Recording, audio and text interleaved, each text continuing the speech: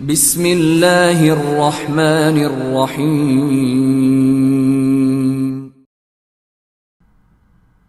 Episode 10۔ کتاب کا نام اندھیری مسافتیں، مصنف اسلم راہی MA۔ بیت المقدس کے نواح میں شکست اٹھانے کے بعد ہرکیولیس اپنے بچے کچے لشکر کے ساتھ اناطولیہ کے میدانوں کی طرف بھاگا۔ اس نے جب دیکھا کہ خسرو پرویز نے اس کا تعاقب نہیں کیا ہے، تب اس نے اپنے لشکریوں کو سستانے کا موقع دینے کے لیے ایک جگہ پڑاؤ کر لیا تھا۔ اسی پڑاؤ کے دوران ایک روز جبکہ ہرکیولیس اپنے خیمے میں اپنے بھائی تھیوڈور، بڑے سالار باہان اور دوسرے چھوٹے بڑے سالاروں کے ساتھ جنگی امور پر گفتگو کر رہا تھا کہ ہرکیولیس کا چوبیدار خیمے کے دروازے پر نمودار ہوا اور ہرکیولیس کو تعظیم دیتے ہوئے کہنے لگا، مالک، ہمارے 2 مخبر ابھی لشکرگاہ میں داخل ہوئے ہیں۔ ان کے پاس کچھ ایسی خبر ہے جسے وہ اچھی بلکہ خوشخبری کہتے ہیں اور آپ کی خدمت میں پیش کرنا چاہتے ہیں۔ اپنے چوبیدار کے ان الفاظ پر ہرکیولیس چونکا اور پھر چوبیدار کو مخاطب کرتے ہوئے کہنے لگا، اگر ہمارے مخبر کوئی اچھی خبر لے کر آئے ہیں تو انہیں ہمارے پاس بھیج دو۔ چوبیدار پیچھے ہٹ گیا۔ تھوڑی دیر بعد 2 مخبر خیمے کے دروازے پر نمودار ہوئے۔ وہیں کھڑے کھڑے انہوں نے ہرکیولیس کو تعظیم دی، اور جب ہرکیولیس نے انہیں اپنے خیمے میں داخل ہونے کی اجازت دی تب وہ خیمے میں داخل ہو گئے، ہرکیولیس کے سامنے جا کھڑے ہوئے۔ ہرکیولیس نے انہیں مخاطب کرتے ہوئے گفتگو کا آغاز کیا، میرے چوبیدار نے بتایا ہے کہ تم کوئی اچھی خبر لے کر آئے ہو۔ اگر کوئی ایسا معاملہ ہے تو کہو، خبر کیا ہے؟ ہرکیولیس کے ان الفاظ کے جواب میں دونوں قاصدوں نے پہلے ایک دوسرے کی طرف غور سے دیکھا، پھر ان میں سے ایک اپنا گلا صاف کرتے ہوئے کہنے لگا، مالک، اس میں کوئی شک نہیں کہ ایرانیوں کے ہاتھوں ہمیں پے در پے شکستوں کا سامنا کرنا پڑ رہا ہے، لیکن ہم کچھ ایسی عجیب و غریب خبر لے کر آئے ہیں جس سے ہم رومنوں کے حوصلے بلند ہو جائیں گے۔ مجوسیوں کے خلاف جاسوسی کا کام کرتے ہوئے اور ان کی نقل و حرکت، ان کے جنگی امور کی مخبری کرتے ہوئے ہماری ملاقات کچھ عربوں سے ہوئی تھی۔ انہی عربوں سے ہمیں عجیب و غریب اور انوکھی خبر ملی ہے جو ہم لوگوں کے لیے حوصلہ مندی اور تقویت کا باعث بن سکتی ہے۔ مالک، عرب کے صحراؤں کے اندر ایک محترم شخص نے نبوت کا دعویٰ کیا ہے۔ نبوت کا دعویٰ کرنے والی اس عظیم شخصیت نے اعلان کیا ہے، گو ان دنوں رومن مغلوب ہو رہے ہیں، لیکن فتح رومنوں کی ہوگی۔ مالک، جو کچھ ہمیں بتایا گیا ہے اس کے مطابق یہ اعلان اس عظیم شخصیت نے اپنی طرف سے نہیں کیا، بلکہ اس پر کائنات کے مالک کی طرف سے وحی نازل ہوتی ہے، اور اس وحی کے ذریعے ہماری کامیابی اور فتح مندی کی خوشخبری دی گئی ہے۔ رومنوں سے متعلق ان کی کامیابی اور کامرانی کی یہ خوشخبری قرآن مقدس کی سورہ روم میں دی گئی۔ اس میں ایک کے بجائے 2 پیشن گوئیاں تھیں، ایک یہ کہ رومنوں کو غلبہ نصیب ہوگا، دوسری یہ کہ مسلمانوں کو بھی اسی زمانے میں فتح مندی حاصل ہوگی۔ بظاہر دور دور تک اس کے آثار موجود نہ تھے کہ ان میں سے کوئی ایک پیشن گوئی بھی پوری ہو جائے۔ ایک طرف مٹھی بھر مسلمان تھے اور دوسری طرف کفار اور مشرکین کی بے پناہ قوت تھی۔ دوسری پیشن گوئی میں ایک طرف رومن تھے جن کی مغلوبیت اور مظلومیت بڑھتی چلی جا رہی تھی، اور ان کے مقابلے میں ایرانی تھے جن کا غلبہ اپنے عروج کی طرف بھاگا چلا جا رہا تھا۔ قرآن مقدس کی یہ آیات جن میں رومنوں کے لیے خوشخبری تھی جبکہ نازل ہوئیں تو کفار نے مسلمانوں کا خوب مذاق اڑایا، اور ابی بن خلف نے اس سلسلے میں حضرت ابوبکر صدیق رضی اللہ تعالیٰ عنہ سے شرط باندھی کہ اگر رومن غالب آ گئی تو 10 اونٹ میں دوں گا، ورنہ 10 اونٹ تم کو دینے ہوں گے۔ حضور صلی اللہ علیہ وسلم کو جب اس شرط کا علم ہوا تو آپ نے فرمایا، 10 سال کے اندر کی شرط رکھو اور اونٹوں کی تعداد بڑھا کر 100 کر دو۔ چنانچہ حضرت ابوبکر صدیق رضی اللہ تعالیٰ عنہ نے ابی بن خلف سے بات کی اور نئے سرے سے یہ شرط طے ہوئی کہ 10 سال کے اندر فریقین میں سے جس کی بات غلط ہوگی وہ 100 اونٹ دے گا۔ آخرکار بعد میں آنے والے دور میں قرآن مقدس کی یہ پیشن گوئی حرف بہ حرف سچ ثابت ہوئی۔ ہرکیولیس کے مخبر نے جب یہ تفصیل ہرکیولیس سے کہی تو ہرکیولیس نے خوشی کا اظہار کیا، پھر اپنے مخبر کو مخاطب کرتے ہوئے کہنے لگا، صحرائے عرب کے جس پیغمبر نے وحی کے ذریعے وصول ہونے والی یہ پیشن گوئی کی ہے، اس کے پیروکاروں کا ایرانیوں سے متعلق کیا حال ہے؟ اس پر ہرکیولیس کو مخاطب کرتے ہوئے مخبر کہنے لگا، اے بادشاہ، عرب کے صحراؤں میں اب دو گروہ ہیں، ایک گروہ وہ جو آنے والے اس رسول محترم صلی اللہ علیہ وسلم کے پیروکار ہیں، اور دوسرے وہ لوگ جو بت پرستی اور شرک کی طرف مائل ہیں۔ یہاں یہ بھی انکشاف کروں کہ اس محترم رسول کے پیروکاروں کی ہمدردیاں رومنوں کے ساتھ ہیں، جبکہ ان کے دشمن جنہیں کفار اور مشرک کہتے ہیں، ان کی ہمدردیاں ایران کے ساتھ ہیں، اور اس صورتحال کی کئی وجوہات ہیں۔ ایک یہ کہ ایرانیوں نے اس لڑائی کو مجوسیت اور مسیحیت کی لڑائی کا رنگ دے دیا ہے، وہ ملک گیری کے مقصد سے تجاوز کر کے اسے مجوسیت پھیلانے کا ذریعہ بنا رہے ہیں۔ بیت المقدس کی فتح کے بعد خسرو پرویز نے جو خط آپ کے نام لکھا ہے، اس میں اس نے صاف طور پر اپنی فتح کو مجوسیت کے حق میں ہونے کی وجہ قرار دے دیا۔ بیت المقدس کی فتح کے بعد خسرو پرویز نے جو خط آپ کے نام لکھا، اس میں اس نے صاف طور پر اپنی فتح کو مجوسیت کے حق میں ہونے کی وجہ قرار دیا، تو اسے بھی لوگوں نے ناپسند کیا ہے۔ اے بادشاہ، اصولی اعتبار سے مجوسیوں کا مذہب صحرائے عرب کے مشرکین کے مذہب سے ملتا جلتا ہے، کیونکہ وہ بھی توحید کے منکر ہیں، جبکہ ایرانی بھی توحید کے ماننے والے نہیں۔ وہ دو خداؤں کو مانتے ہیں اور آگ کی پرستش کرتے ہیں۔ اس بنا پر صحرائے عرب کے مشرکین کی ہمدردیاں ایرانیوں کے ساتھ ہیں، جبکہ دوسرے گروہ کی ہمدردیاں ہم نصرانیوں کے ساتھ ہیں، اس لیے کہ مسیح خواہ کتنے ہی مبتلائے شرک ہو گئے ہوں، لیکن وہ خدا کی توحید کو اصل دین مانتے ہیں، آخرت کے قائل ہیں، وحی اور رسالت کو سر چشمہ ہدایت تسلیم کرتے ہیں۔ اس بنا پر ہمارا دین اپنی اصل کے اعتبار سے صحرائے عرب کے نئے پیغمبر صلی اللہ علیہ وسلم کے پیروکاروں سے بہت مشابہت رکھتا ہے۔ وہ لوگ مسلمان کہلاتے ہیں، اور یہی مسلمان قدرتی طور پر ہم سے ہمدردی رکھتے ہیں۔ اے بادشاہ، دوسری وجہ یہ ہے کہ ایک نبی کی آمد سے پہلے جو لوگ سابق نبی کو مانتے ہوں، وہ اصولاً مسلمانوں کی ہی تعریف میں آتے ہیں، اور جب تک بعد کے آنے والے نبی کی دعوت انہیں نہ پہنچے اور وہ اس کا انکار نہ کر دیں، ان کا شمار مسلمانوں میں ہی رہتا ہے۔ اس لیے مسلمان عیسائیوں کا شمار کافروں میں نہیں کرتے، البتہ یہودی ان کی نگاہوں میں کافر ہیں، کیونکہ وہ حضرت عیسیٰ کی نبوت کا انکار کر چکے ہیں۔ یہاں تک کہنے کے بعد وہ مخبر جب خاموش ہوا، تب اس کی باتوں میں دلچسپی لیتے ہوئے ہرکیولیس پھر بول پڑا، کیا تم اس نئے دین کے متعلق مجھے کچھ تفصیل بتا دو گی؟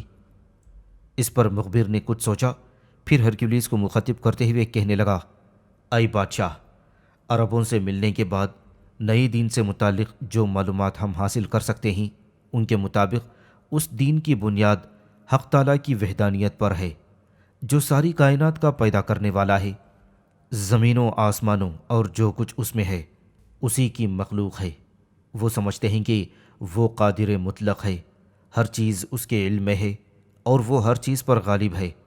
خدا کا کوئی اور شریک نہیں، وہ کسی ایک قبیلے کا خدا نہیں، بلکہ پوری کائنات کا مالک و خالق ہے۔ اور ساتھ ہی اس نئے دین میں خدائے خیر کے مقابلے میں خدائے شر کا کوئی تصور نہیں ہوتا۔ ان لوگوں کا یہ بھی عقیدہ ہے کہ اللہ تعالیٰ نے انسانوں میں سے بعض کا انتخاب کر کے انہیں نبوت سے سرفراز فرمایا، اور وحی کے ذریعے انہیں لوگوں کی ہدایت پر مامور کیا ہے۔ ان کا یہ بھی عقیدہ ہے کہ ان کے رسول، جن کا نام محمد صلی اللہ علیہ وسلم ہے، وہ آخری نبی ہیں، اور ان کے بعد کوئی نبی نہیں آئے گا۔ وہ یہ بھی سمجھتے ہیں کہ مختلف وقتوں میں انبیاء اکرام نے جو دین پیش کیے، ان کا اصل الاصول ایک ہے، اور سب نبیوں نے اپنی اپنی امت کو اسی اصل الاصول یعنی توحید پرستی کی تلقین کی۔ وہ یہ بھی کہتے ہیں کہ اس مادی دنیا کے علاوہ دنیائے عقبیٰ بھی ہے، جہاں انسانوں کے اعمال کا محاسبہ ہوگا اور اعمال کے مطابق جزا اور سزا ہوگی۔ چنانچہ خدا کی وحدانیت، نبوت پر ایمان اور آخرت کا یقین وہ اپنے دین کی اساس خیال کرتے ہیں۔ یہاں تک کہنے کے بعد وہ مخبر رکا، پھر اپنی گفتگو کو آگے بڑھاتا ہوا ہرکیولیس کو مخاطب کر کے وہ کہہ رہا تھا، ان کا دین اطاعت خداوندی کے علاوہ اخلاق حمیدہ پر بھی زور دیتا ہے۔ ان کا کہنا ہے کہ خدا تعالیٰ کا مقرب وہ ہے جو زیادہ پرہیزگار ہو، عادل اور احسان کرتا ہو، وعدے کو ایفا، یتیموں کی دستگیری کرنے والا ہو، سختی کے وقت صبر و استقلال کرتا ہو، غلبہ حاصل کرنے میں عفو کا مظاہرہ کرتا ہو۔ اے بادشاہ، ان کے اندر ایک نئی چیز بھی ہے کہ ان کے ہاں رہبانیت کی قطعاً کوئی گنجائش نہیں ہے۔ وہ اچھی خوراک، اچھے لباس سے بھی منع نہیں کرتے۔ اے بادشاہ، اس دین نے عربوں کے خلاف ایک انقلاب برپا کرنا شروع کر دیا ہے، اور اس دین نے عربوں کے فکر اور اخلاق پر بہت گہرا اثر ڈالنا شروع کیا ہے۔ زمانہ جاہلیت میں عرب محض حسب و نسب کو سرمایہ افتخار سمجھتے تھے، لیکن اس نئے دین کو اپناتے ہوئے وہ اس نقطۂ نظر کو تسلیم کرتے ہیں کہ جب انسان برابر ہیں بحیثیت انسان، چھوٹے بڑے کا کوئی لحاظ نہیں، کوئی برتری اگر کسی کو ہے تو صرف تقوی کی بنیاد پر ہے۔ حسب و نسب، قبیلہ بندی کے تعصبات جو باہمی دشمنی اور نفرت کا سبب بنتے ہیں، اس دین نے انہیں یکسر ختم کر دیا ہے۔ اہل عرب جو اس دین سے پہلے انتقام اور خون خرابے کو بہترین انسانی صفت سمجھتے تھے، اس دین کو اپنانے کے بعد وہ عفو و نیکی کو انسانی صفت سمجھنے لگے ہیں۔ قبیلے کے خداؤں کی جگہ دو عالم کے ایک خدا نے لے لی ہے جو اچھائی اور برائی کو پرکھنے والا ہے۔ اے بادشاہ، اس کے علاوہ وہ لوگ اپنے دین کی اشاعت کو اپنی زندگی کا اہم ترین فریضہ بھی خیال کرتے ہیں۔ اپنے مخبر سے یہ ساری تفصیل جان کر ہرکیلیس بے حد خوش ہوا، پھر اسے مخاطب کرتے ہوئے کہنے لگا، جو باتیں تم نے کہی ہیں یہ باتیں واقعی ایک سچے دین کی ہی ہو سکتی ہیں۔ بہرحال اب میں بڑی بے چینی سے اس پیشن گوئی کے سچا ہونے اور اس کے اپنے انجام کو پہنچنے کا انتظار کروں گا۔ خسرو پرویز کے پڑاؤ میں ایک روز عتبہ بن ہشام اپنے خیمے میں اکیلا بیٹھا ہوا تھا کہ خیمے میں حسین اور خوبصورت ریجینہ داخل ہوئی۔ اسے دیکھتے ہی عتبہ بن ہشام اپنی جگہ پر اٹھ کھڑا ہوا۔ ریجینہ خیمے میں داخل ہونے کے بعد آہستہ آہستہ آگے بڑھی اور ابن ہشام کے سامنے جا کھڑی ہوئی۔ کچھ دیر تک ایسا ہی سما رہا، یہاں تک کہ مٹھاس برساتی اپنی آواز میں ریجینہ ابن ہشام کو مخاطب کرتے ہوئے کہنے لگی، کیا آپ مجھے بیٹھنے کے لیے نہیں کہیں گے؟ عتبہ بن ہشام چونک سا پڑا۔ ریجینہ کو جب اس نے بیٹھنے کے لیے کہا تب ریجینہ مسکراتے ہوئے بیٹھ گئی۔ اس کے سامنے عتبہ بن ہشام بھی ہو بیٹھا تھا۔ پھر گفتگو کا آغاز ریجینہ نے کیا، کہنے لگی، اس وقت تو میں اکیلی آئی ہوں اور تھوڑی دیر بعد کچھ اور مہمان بھی آپ کے خیمے میں آنے والے ہیں۔ عتبہ بن ہشام چونکا اور کہنے لگا، میرے پاس کون سے مہمان آ سکتے ہیں؟ جواب میں ریجینہ مسکراتے ہوئے کہنے لگی، ابھی تھوڑی دیر میں وہ آئیں گے تو آپ کو خود ہی خبر ہو جائے گی کہ آنے والے کون لوگ ہو سکتے ہیں۔ بہرحال آپ کو ایک خوشخبری سنانے کے ساتھ آپ کا شکریہ بھی ادا کرنے آئی ہوں۔ عتبہ بن ہشام پھر چونکا، کیسا شکریہ؟ ریجینہ نے غور سے اس کی طرف دیکھا اور پھر کہنے لگی، اس بات کا شکریہ کہ آپ نے کم از کم تیغ زنی میں مجھے پہلے کی نسبت زیادہ پختہ کار اور مشتاق بنا دیا ہے۔ پہلے الرحا، پھر دمشق، اس کے بعد انطاکیہ اور بعد میں یروشلم، اور اب یہاں جو آپ مجھے اور آزرم دخت کو تیغ زنی کی تربیت دیتے رہے ہیں، اس نے اپنا رنگ دکھایا ہے۔ تھوڑی دیر پہلے خسرو پرویز نے میرا اور آزرم دخت کا مقابلہ کچھ تیغ زنوں سے کروایا، اور حیرت کی بات ہے کہ ہم دونوں تیغ زنی میں کامیاب اور کامران رہیں۔ اس صورتحال پر خسرو پرویز نے بے پناہ خوشی کا اظہار کیا، اور اس اظہار میں اس نے آپ کی بھی تعریف کی کہ آپ نے ہم دونوں کی تیغ زنی میں تربیت کرتے ہوئے ہم دونوں کو مشتاق اور پختہ کار بنا دیا ہے۔ قبل اس کے کہ آپ کے مہمان آپ کے خیمے میں آئیں، میں آپ سے یہ معاملہ طے کرنا چاہتی تھی کہ اگر میں اور آزرم دخت آپ کی اجازت کے بغیر یا آپ کی غیر موجودگی میں آپ کے خیمے میں آ جایا کریں تو آپ برا تو نہیں مانیں گے؟ ساتھ ہی میں یا آزرم دخت آپ کے استعمال یا آپ کے کھانے پینے کی کوئی چیز لایا کریں تو آپ اسے قبول کر لیا کریں گے اور خفا تو نہیں ہوں گے؟ یہاں تک کہنے کے بعد شیرین کی چھوٹی بہن جب خاموش ہوئی تب اس کے الفاظ کے جواب میں عتبہ بن ہشام کچھ کہنا چاہتا تھا کہ پھر وہ چونک پڑا، اس لیے کہ اسی لمحے خیمے کے دروازے پر خسرو پرویز کی بیٹی اور مملکت ایران کی شہزادی آزرمی دخت نمودار ہوئی تھی۔ اس کے ساتھ ہی ایک خادمہ بھی تھی جو اپنے دونوں ہاتھوں میں کچھ سامان اٹھائی ہوئی تھی۔ آزرمی دخت اپنی خادمہ کے ساتھ عتبہ بن ہشام کے خیمے پر آن رکی، پھر انتہائی شیریں آواز میں عتبہ بن ہشام کو مخاطب کرتے ہوئے اور بڑے غور سے اس کی طرف دیکھتے ہوئے بول پڑی، کیا میں اندر آ سکتی ہوں؟ اس موقع پر عتبہ بن ہشام اپنی جگہ پر کھڑا ہوا۔ اس کی طرف دیکھتے ہوئے رجینہ بھی اٹھ کھڑی ہوئی تھی۔ جب عتبہ بن ہشام نے اندر آنے کی اجازت دے دی، تب آزرمی دخت اپنی خادمہ کے ساتھ خیمے میں داخل ہو گئی، رجینہ کے پہلو میں آئی، سب بیٹھ گئے، خادمہ بھی قریب ہو بیٹھی۔ پھر گفتگو کا آغاز آزرمی دخت نے کیا۔ عتبہ بن ہشام سے مخاطب کرتے ہوئے کہنے لگی، اس وقت آپ کے دوست اور ہمارے بھائی ہلال بن علقمہ میری بہن براندخت اور رجینہ کی خالہ زاد البانہ کو تیغ زنی کی مشق کرا رہے ہیں۔ اپنی آمد سے پہلے میں نے ہی رجینہ کو آپ کی طرف روانہ کیا تھا، اس لیے کہ آج ہمارے باپ نے ہمیں تیغ زنی میں مہارت حاصل کرنے پر نہ صرف شاباشی دی بلکہ مجھے اور رجینہ دونوں کو انعام و اکرام سے بھی نوازا۔ آپ کی کارگزاری سے خوش ہوتے ہوئے آج نہیں تو کل وہ آپ کی طرف بھی کچھ تحائف روانہ کریں گے، لیکن میں نے اور رجینہ نے مل کر آپ کے لیے کچھ چیزوں کا اہتمام بھی کیا ہے اور مجھے امید ہے کہ آپ انہیں قبول کرنے سے انکار نہیں کریں گے۔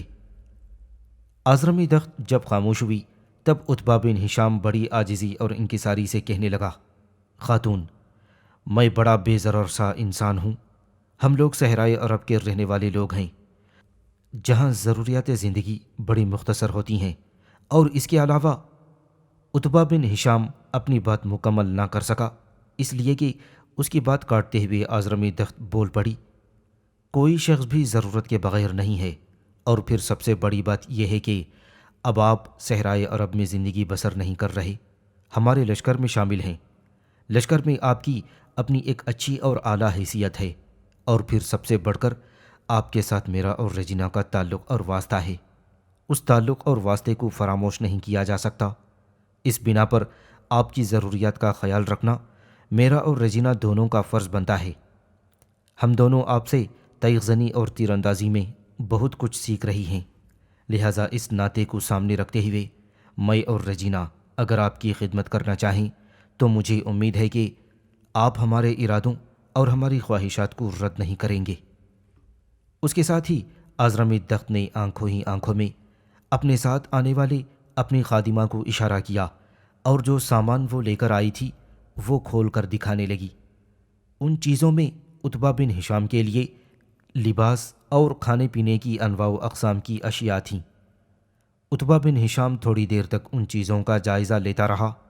اس دوران حسین اور خوبصورت آزرمی دخت اور پرجمال رجینہ مسکراتے ہوئے کبھی لائے جانے والے سامان کی طرف دیکھتیں، کبھی ایک دوسرے پر نگاہیں گاڑتیں اور کبھی میٹھی میٹھی نگاہوں کا رخ عتبہ بن ہشام کی طرف کر دیتیں۔ ساری چیزوں کا جائزہ لینے کے بعد عتبہ بن ہشام کچھ کہنا ہی چاہتا تھا کہ بڑی پیاری آواز میں آزرمی دخت بول اٹھی، میں آپ پر یہ بھی انکشاف کروں کہ جو چیزیں ہم آپ کے لیے لے کر آئی ہیں ویسے ہی قسم کی اشیاء بران دخت اور البانہ کی طرف سے آپ کے ساتھی اور ہمارے بھائی ہلال بن علقمہ کو بھی پیش کی جا چکی ہیں۔ اس کے ساتھ ہی آزرمی دخت اٹھ کھڑی ہوئی، اس کی طرف دیکھتے ہوئے رجینہ اور ساتھ آنے والی خادمہ بھی اٹھ کھڑی ہوئی تھی۔ پھر آزرمی دخت عتبہ بن ہشام کی طرف دیکھتے ہوئے کہنے لگی، میں اور رجینہ اب جاتی ہیں، شام کو پھر آئیں گی۔ جاتے جاتے میں اپنی اور رجینہ کی اس خواہش کا اظہار کروں گی کہ شام کو آپ ان لباسوں میں سے ایک لباس زیبتن کیجیے گا، اور کھانے کی ساری اشیاء ہم اپنے ساتھ لے کر آئیں گی اور آپ کے خیمے کے اندر ہی سب مل کر کھانا کھائیں گے۔